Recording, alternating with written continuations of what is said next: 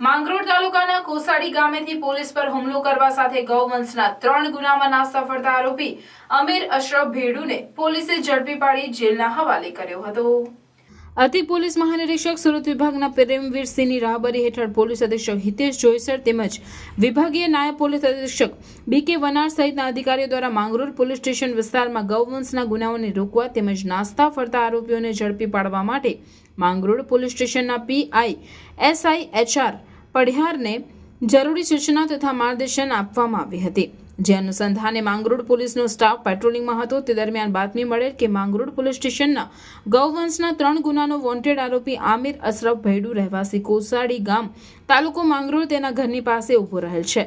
જેના આધારે પોલીસ સ્ટાફના head constable Ketanbhai Premjibhai, head constable Samuelbhai Kalidasbhai, police constable Vipulbhai Vikrambhai, police constable Melabhai Sagarbhai, police constable Nayanbhai Dhirajbhai, police constable Suhagbhai Shripatbhai, police constable Jayeshbhai Bhurabhai વગેરેની ટીમે બાતમીવાળી જગ્યા પરથી આરોપી આમિર અશરફ ભૈડુને ઝડપી લીધો હતો।